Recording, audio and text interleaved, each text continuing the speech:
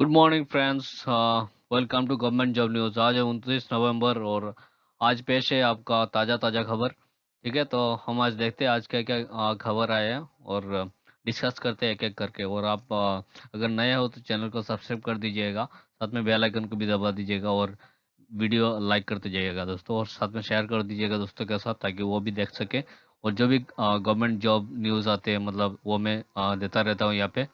और ये current affairs जरूर देखिए, कोई भी गवर्नमेंट जॉब आएगा आपका, ठीक है, वैकेंसी आएगा, सबके लिए हेल्पफुल है, आप देखते रहिए।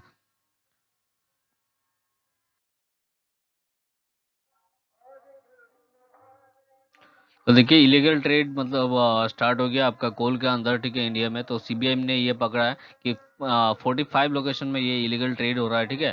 तो यहाँ पे मतलब 45 लोकेशन कौन कौन सा है आप ये देखिए, मतलब कौन कौन सा स्टेट में है। एक वेस्ट बंगाल, फिर झारखंड है, आपका बिहार है, उत्तर प्रदेश, ठीक है। ये सब स्टेट में मतलब बहुत सारा जगह पे अलग अलग जगह पे आपका इलीगल ट्रेड हो रहा है कोल का। तो इसीलिए सीबीआई ये कंडक्ट कराएंगे। और ये जो साइट है अभी ये ईस्टर्न कोलफील्ड का अंडर में आ गया, ठीक है। और अभी देख लेते हैं आपका, मतलब ये बता देते हैं कि कोल का टाइप क्या क्या होता है। तो पहले एंथ्रासाइट, ठीक है। एंथ्रासाइट जो कोल होता है वो आपका कार्बन, एक्चुअली कोल का जो मतलब रेंज किया जाता है, मतलब कौन सा बेटर कोल है, कौन लो क्वालिटी का कोल है, ये एक्चुअली आपका डिपेंड करता है अकॉर्डिंग टू द कार्बन, मतलब उसमें कितना कार्बन एक्चुअली मौजूद होता है, ठीक है। इसके ऊपर डिपेंड करता है कि कोल अच्छा है या बुरा है, ठीक है। तो इसे सबसे अच्छा कोल जो है ये बोलते हैं इसको एंथ्रासाइट। और उसमें 86 टू 97% आपका कार्बन मौजूद होता है। उसमें generally has the highest heating value. उसमें बहुत ज़्यादा उससे हीट निकलता है, बहुत ज़्यादा एनर्जी निकलता है। तो इससे एक्चुअली क्या होता है, तो मतलब जो भी एनर्जी बनाने में वो मदद करता है। Anthracite accounted less than 1% coal mined in the United States in 2019। तो मतलब जैसे कि यूनाइटेड स्टेट्स में जो आपका जो भी कोल मिलता है उसमें से सिर्फ 1% ही है वहाँ पे एंथ्रासाइट मिला है, ठीक है। और अभी देखते हैं ये बिटुमिनस जो सेकंड क्वालिटी का मतलब कोल है, उसका उसको बोलते हैं बिटुमिनस का नाम है।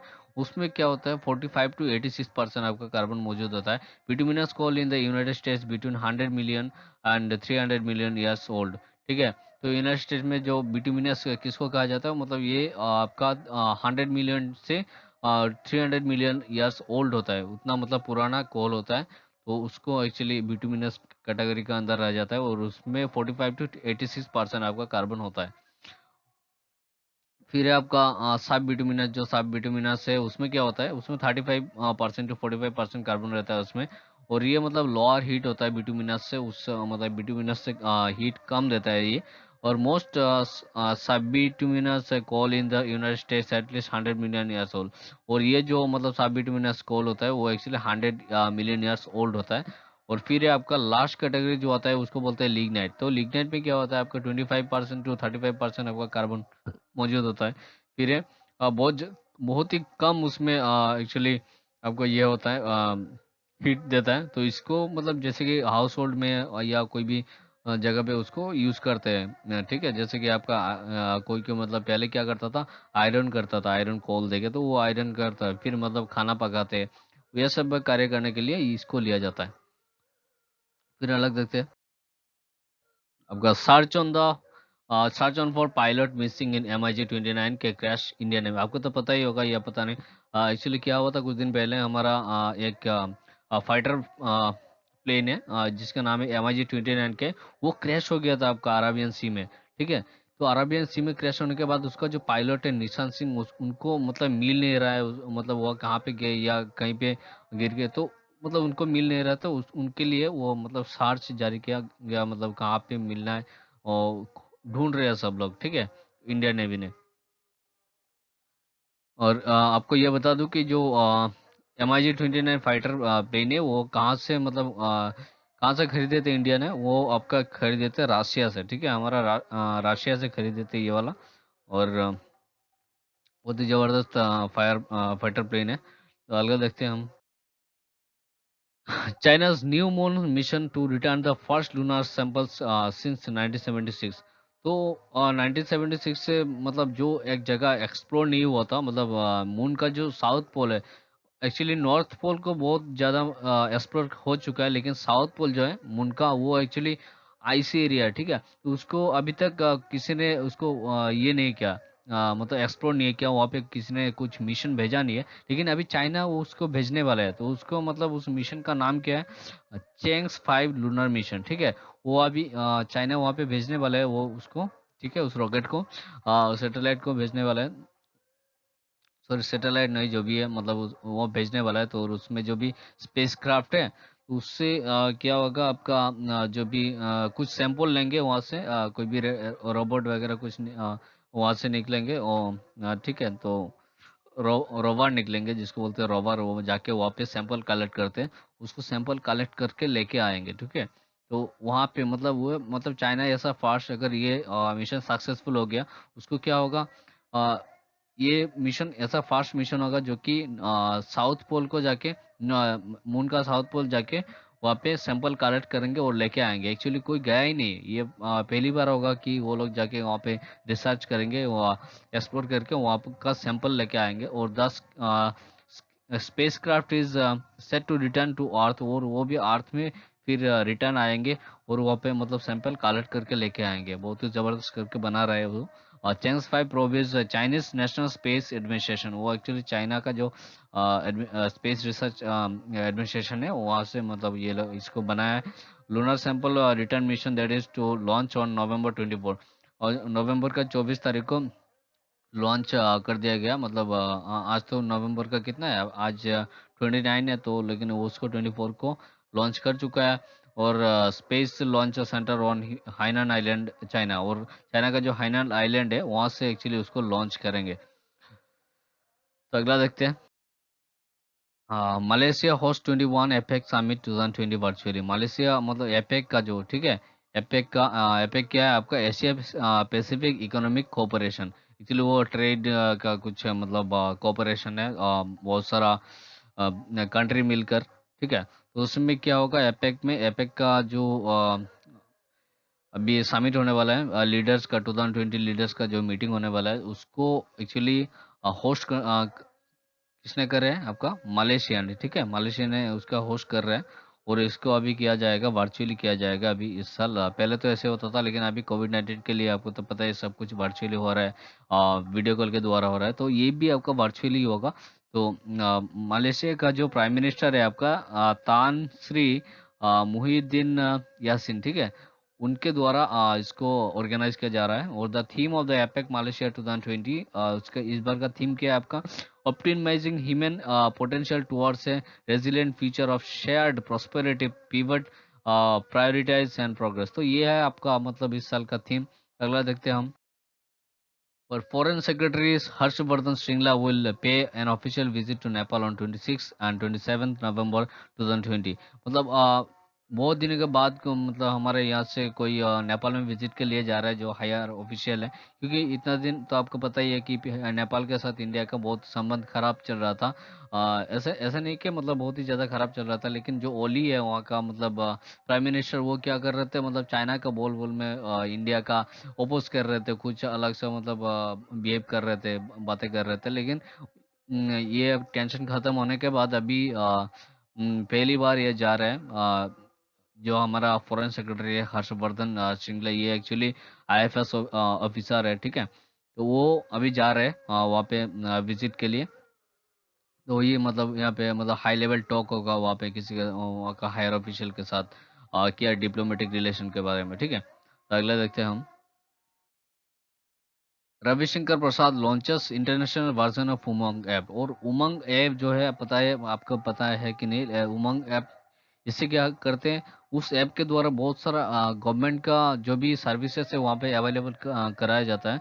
और जैसे कि आपका ईपीएफ हो गया, एम्प्लॉय प्रोविडेंट फंड ऑर्गेनाइजेशन, ठीक है, उनके द्वारा जो भी आप उसमें प्रोविडेंट, आपका जो प्रोविडेंट फंड है वहाँ पे आप देख सकते हैं आपका प्रोविडेंट फंड में कितना पैसा जमा हुआ, या वहाँ से मतलब आपका विड्रॉ करना है, ठीक है, उसके लिए भी आप वहाँ से एप्लीकेशन दे सकते हैं। और बहुत सारा ऐसे गवर्नमेंट का जो भी सर्विसेज है वहाँ पे दिया जाता है उमंग ऐप के द्वारा। और वहाँ पे एक्चुअली आपका बहुत ज़्यादा मतलब 2000+ सर्विस मतलब वहाँ पे दिया जाता है। तो इससे इतना सर्विस देने के बाद उनका क्या हुआ, एक कॉन्फ्रेंस ऑर्गेनाइज किया कि किसने, आपका हमारा आईटी मिनिस्टर जो भी है, रविशंकर प्रसाद जी, ठीक है, उन्होंने किया। और इसको एक्चुअली अभी कॉन्फ्रेंस में क्या किया उन्होंने, डिक्लेयर किया कि उमंग ऐप को इंटरनेशनली लॉन्च करेंगे। ठीक है, इंटरनेशनली मतलब कहीं पे भी आप इंडिया के बाहर कहीं पे जाइए, वहाँ पे भी आप इस ऐप को यूज़ कर सकते हैं। तो जैसे कि कौन कौन से कंट्री में क्या आपका USA, UK, Canada, Australia, UAE, Netherland, Singapore, Australia and New Zealand. And official statement से the Umang app mobile app provides single platform to access pan India. Pan India तो आपका ऑल इंडिया में मतलब जो भी सर्विसेज होती है वो मतलब यहाँ पे मिलता है। अगला देखते हैं हम। Odisha assembly passes Odisha essential services maintenance amendment bill 2020। Odisha ने एक मतलब बिल पारित किया, तो उस बिल का नाम है आपका Odisha essential services amendment bill 2020। उस बिल को एक्चुअली किसी ने अपोज नहीं किया, ठीक है। डेस्पाइट ओपोज मतलब ओपोजिशन को से कोई भी अपोज नहीं आया, डायरेक्टली वहाँ पे सबका मत लेके पास कर दिया। उस बिल का मतलब किस क्या लिखा है वहाँ पे, एक्चुअली जो भी आ, आपका एम्प्लॉई है, ठीक है, मतलब एसेंशियल सर्विसेज का जो भी एम्प्लॉई है वो लोग क्या करते हैं, कहीं भी मतलब कभी भी स्ट्राइक कर देते हैं, like fire service, excise, forest, prison reforms, मतलब इलेक्ट्रॉनिक्स मीडिया, जो भी ये सब एक्चुअली एसेंशियल सर्विसेज है, वो लोग क्या करते हैं कभी भी कहीं पे भी किसी चीज़ के लिए वो स्ट्राइक कर देते हैं। तो उस चीज़ को लेकर मतलब वो बिल लाया गया, ताकि कोई भी मतलब बिना वजह आप कोई स्ट्राइक नहीं कर सकते। अगर किसी को इसका मतलब पकड़ा गया कि आप स्ट्राइक कर दिए, ठीक है, वहाँ का एम्प्लॉय, तो उनको क्या होगा, आपका इम्प्रिजनमेंट होगा, ठीक है, अप टू 1 ईयर, 1 साल के लिए आपका सजा हो सकती है, जेल हो सकती है, और या तो फाइन हो सकता है आपका 5,000 रुपीज, या बहुत अगर ज़्यादा ही हो गया तो आपका मतलब दोनों सजा हो सकती है। K S C D L declared winner at ET government global smart cities forum 2020। K S C D L जो है एक्चुअली उसको उनको क्या क्या विनर डिक्लेयर किया गया, किसका, ईटी मतलब इलेक्ट्रॉनिक टेक्नोलॉजी जो है गवर्नमेंट स्मार्ट सिटी से। के एस सी डी एल आपको बताता हूँ ये क्या है। Nagaland Kohima smart city development limited, ठीक है।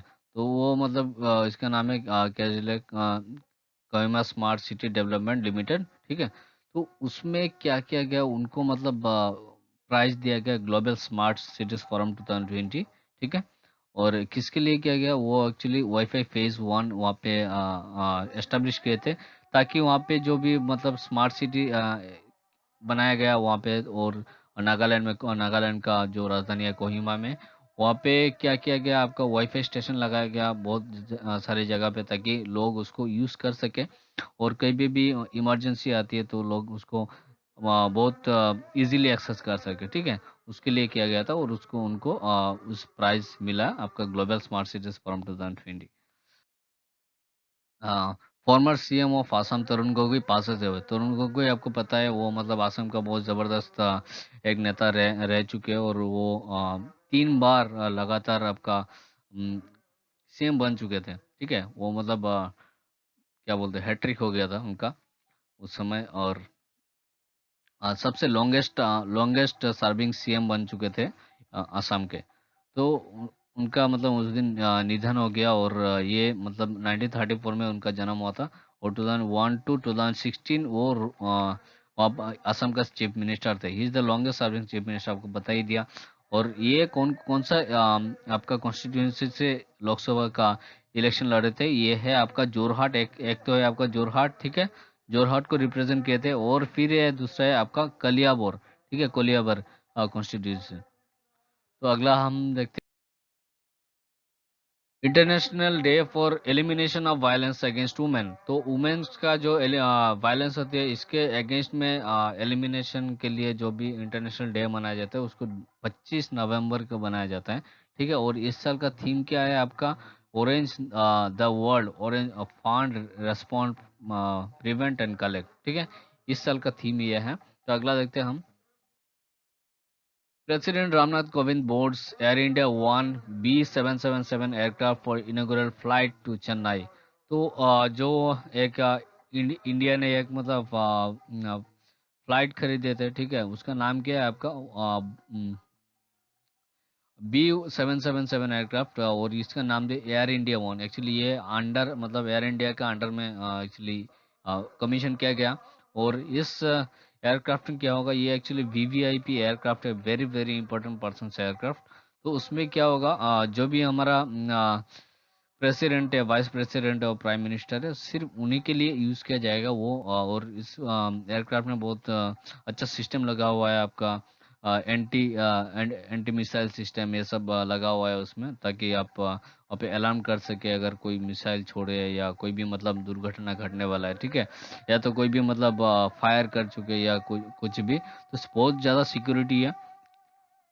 और ये कौन ऑपरेट करेंगे, कोई भी मतलब इंडियन एयरफोर्स का जो भी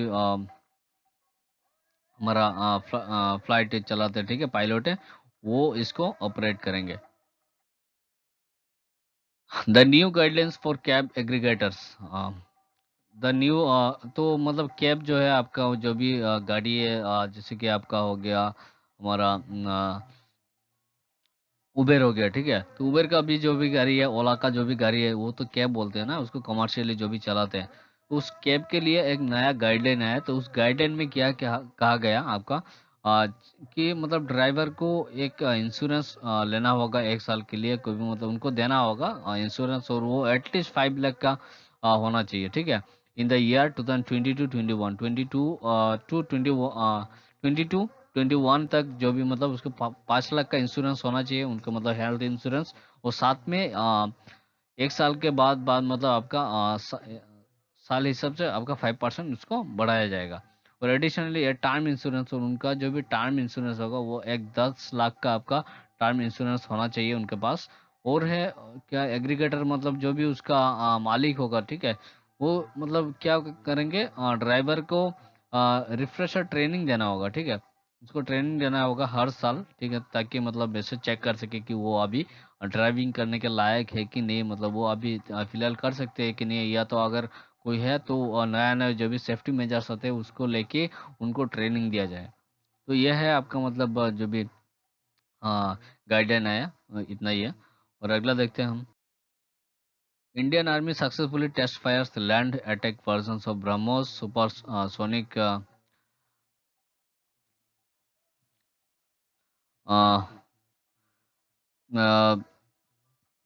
सुपरसोनिक, जो भी मतलब इंडिया ने क्या, इंडियन आर्मी ने क्या किया, एक हमारा जो भी मिसाइल है, सबसे बेस्ट मिसाइल है इंडिया का अभी, ब्रह्मोस, ठीक है।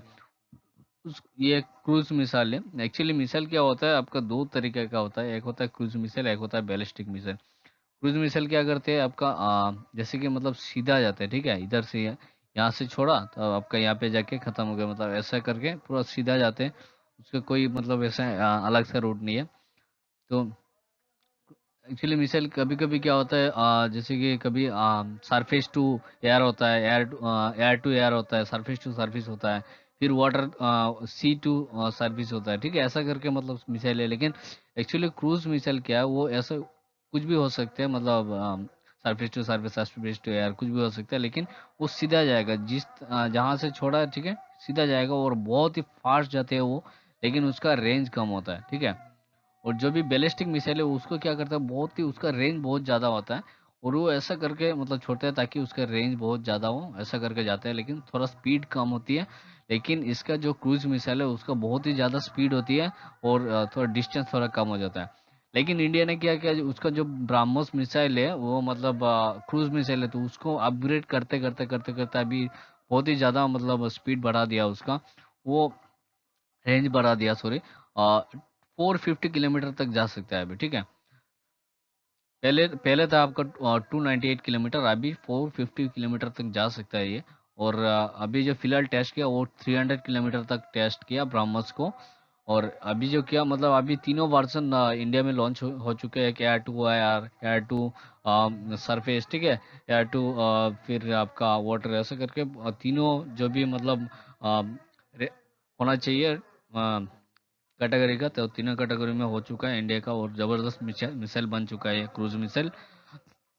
और ये ब्रह्मोस जो है एक्चुअली ये आपका राशि के साथ मिलके बनाया है डीआरडीओ, इंडिया का जो भी डीआरडीओ है, डिफेंस रिसर्च डेवलपमेंट ऑर्गेनाइजेशन, ठीक है, तो उसका जो भी हमारा इंडिया का है ऑर्गेनाइजेशन और रसिया का एक है एनपीओएम, वो दोनों मिलके बनाया और इसका नाम भी दिया है जो है, जैसे कि हमारा इंडिया का जो नदी है ब्रह्मपुत्र आसाम में है, ठीक है, वो ब्रह्मपुत्र का नाम पे, और ये मोस्कव, ठीक है, ये एक रसिया का नदी है, दोनों नदी के नाम पे मिला के इसको बनाया गया। तो अगला news, first cow hospital of north east inaugurated in Assam Dibrugarh. तो आसाम का डिब्रूगढ़ जो है वहाँ पे, तो आपको पता है सबसे इंडिया का सबसे पहले मतलब ऑयल का जो रिफाइनरी निकला था, ऑयल ऑयल मिला था, वो डिब्रूगढ़ ही था, ठीक है, सबसे पुराना इंडिया का। और ये आसाम में स्थित है। वहाँ पे उस जगह पे क्या बना है आपका first cow hospital of north east का सबसे पहला गाय का हॉस्पिटल बनाया गया, ठीक है। तो cow shelters in Assam Dibrugarh first ever का द हॉस्पिटल सुरभि आरोग्यशाला, और इसका नाम क्या दिया गया है आपका, Surabhi Arogyashala, is set up by the Shri Gopal Gaushala. Shri Gopal गौशाला के द्वारा वहाँ पे इस हॉस्पिटल को बनाया गया at a cost of rupees 17 lakh, 17 lakh के द्वारा इसको बनाया गया। The hospital will provide service in 30 kilometre radius, और ये हॉस्पिटल कितना तक आपका सर्विस देगा, उसका अंडर में जो 30 किलोमीटर रेडियस है, ठीक है, ये पकड़िए ये हॉस्पिटल, ठीक है, और मतलब ये 30 किलोमीटर ऐसा हो गया, ठीक है। तो इसका अंडर में जो भी आपका क्षेत्र आएगा वहाँ पे वो सर्विस करेंगे जाके, ठीक है। अगला देखते हैं हम। Cabinet approves RBI's proposal to merge Lakshmi Vilas bank with DBS bank. अभी तो आपको पता ही है फिलहाल क्या हो गया था, मतलब लक्ष्मी विलास बैंक मतलब डूब गए थे, डूबा नहीं है, मतलब डूबते डूबते बचा दिया गया आरबीआई के द्वारा। और इसको अभी मार्च कर रहे हैं आपका डीबीएस बैंक के साथ, ठीक है। डीबीएस बैंक है जो ये एक आपका सिंगापुर का एक बैंक है, एक्चुअली इंटरनेशनल बैंक है, वो इंडिया में बहुत सारा ब्रांच है उनका। तो वो अभी एक्चुअली मार्च कर रहे हैं आपका लक्ष्मी विलास बैंक के साथ। और ये जो डीबीएस बैंक है वो क्या करने वाला है, आपका 2500 करोड़ रुपए आप वहाँ पे इन्फ्यूज करने वाले हैं, इसमें इन्वेस्ट करने वाले हैं लक्ष्मी विलास बैंक में, और पहले से अच्छी तरह से अभी फिर चालू करा जाएगा उसका। और ये क्या मतलब डीबीएस बैंक ऐसा फास्ट बैंक है जो इंडिया में फॉरेन फास्ट ऐसा बैंक है जिनको लाइसेंस मिला है कि इंडिपेंडेंटली यहाँ पे जाके आके इसके साथ मार्च करे, ठीक है। ऐसा मतलब पहली बार हो रहा है। BJP leader Vijay Kumar Sinha become speaker of Bihar assembly. अभी तो पता ही है आपका बिहार का असेंबली गया, मतलब इलेक्शन गया, और इलेक्शन के बाद जो स्पीकर बनाया गया, ये किसको बनाया गया स्पीकर आपका, विजय कुमार सिन्हा, ठीक है, विजय कुमार सिन्हा को उस बिहार कॉन्स्टिट्यूंट असेंबली का आपका स्पीकर बनाया गया। New Zealand Greg Barclay elected as new independent chairman of ICC. International cricket council का आपका चेयरमैन बन चुका है कौन, आपका ग्रेग बार्कले। तो बार्कले जो है वो एक्चुअली न्यूजीलैंड का है, और ये आपका न्यूजीलैंड का पहले ये रह चुके हैं, डायरेक्टर रह चुके हैं, और ये अभी चेयरमैन बन चुके हैं क्या किसका, आईसीसी का। और आईसीसी का जो चेयरमैन थे पहले आ, वो कौन है आपका, इमरान, ठीक है, इमरान ख्वाजा एक्चुअली पहले चेयरमैन था आपका इस आईसीसी का। और इनके पहले कौन था, शशांक मनोहर के बाद इमरान ख्वाजा बने। और इमरान ख्वाजा को हरा के, मतलब वोटिंग के द्वारा हरा के आप अभी कौन बन गए, आपका ग्रेग बार्कले आपका आईसीसी का चेयरमैन बन चुके हैं। Netflix Delhi crime bags top prize at international Emmy awards. और आपको पता है ये जो एमी अवार्ड है वो बहुत हाईएस्ट अवार्ड है आपका, जब भी मतलब हाईएस्ट नहीं है, फिर भी मतलब बहुत ही नामी आपका अवार्ड है। आप इसका फिल्म कैटेगरी के द्वारा दिया जाता है। और इसको मतलब किसको मिला है इस अवार्ड को, दिल्ली क्राइम का एक वेब सीरीज आया था नेटफ्लिक्स में, और उसको मिला है, ठीक है। दिल्ली क्राइम एक्चुअली दिल्ली में जो भी मतलब क्राइम होते हैं उसको उसके द्वारा मतलब उस सिनेरियो को लेके बनाया गया था, और उसको बेस्ट आपका प्राइज मिला है आपको इंटरनेशनल एमी अवार्ड 2020 का। और ठीक है दोस्तों, आज इतना ही था, और बहुत बहुत धन्यवाद हमारा ये देखने के लिए, ठीक है। और आप सब्सक्राइब कर दीजिएगा चैनल को, और लाइक कर दीजिएगा ज़रूर, क्योंकि हमारा उत्साह बढ़ता है, ठीक है, जब आप लाइक करते हैं। और कमेंट में बता दीजिएगा कि आपको वीडियो कैसा लगा, या अगर अच्छा नहीं लगा तब भी बता दीजिएगा कैसा, मतलब क्या इम्प्रूव कर सकते हैं। और साथ में आप इस वीडियो को आपका जितना हो सके आप शेयर कीजिएगा आपके दोस्तों के साथ, आपका फैमिली का, मतलब जो भी गवर्नमेंट जॉब का तैयारी करते हैं उनको ज़रूर शेयर कीजिएगा, ताकि उनको लाभ होने वाला है इससे। और बहुत सारा गवर्नमेंट जॉब जो भी आते हैं उसको मतलब लाभ मिलने वाला है इसके द्वारा, ठीक है। कोई भी गवर्नमेंट जॉब जैसे कि एसएससी सीजीएल देने वाले हैं, एसएससी का जो भी एग्ज़ाम, या रेलवे का एग्ज़ाम, बैंकिंग का एग्ज़ाम देने वाले हैं, तो उनको ज़रूर शेयर कीजिएगा दोस्तों। और साथ में गुड बाय, जय हिंद।